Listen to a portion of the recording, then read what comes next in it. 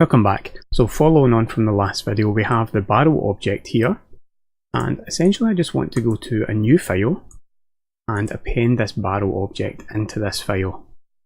Let's do that now. Now, to make this a little bit easier to deal with, let's put it right in the middle of the scene. Let's put that right in the middle there. I'm also going to set origin to center, do that by volume.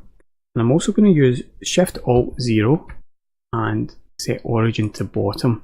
That puts the origin right at the bottom of the object. And again, we'll go to object mode. Just make sure everything is in the middle so we know this barrel is pretty much precisely centered in the scene.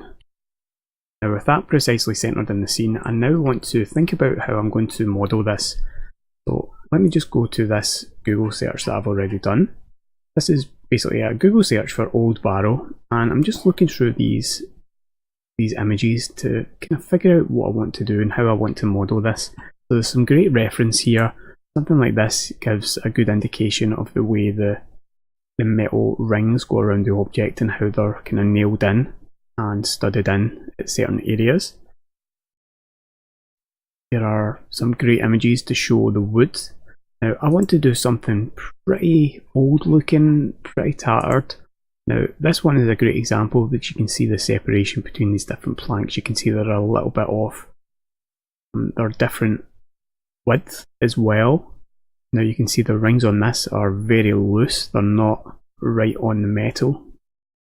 You can see the material as well. It seems to be actually wooden as opposed to metal, although it does have a bit of a shine, so maybe it is some kind of metal. There's some really great examples of the band in here and the angle at the top of the barrel. So any of these kind of ideas would actually be pretty good. Now, what I want to do is I don't want to achieve this wooden look just by using a texture. I want to actually model each of these individual planks.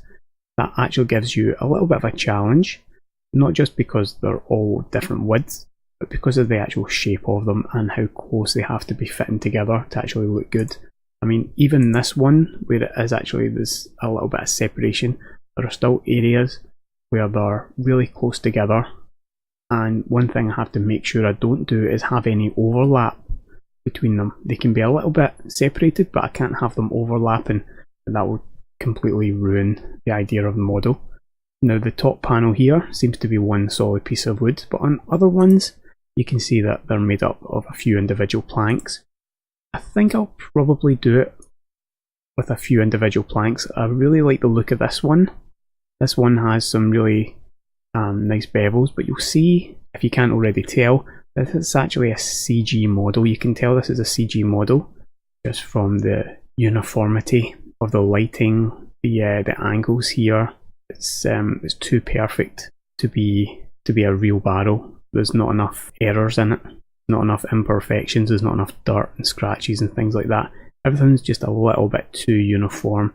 We'll look at all these different references and kind of decide what we want to achieve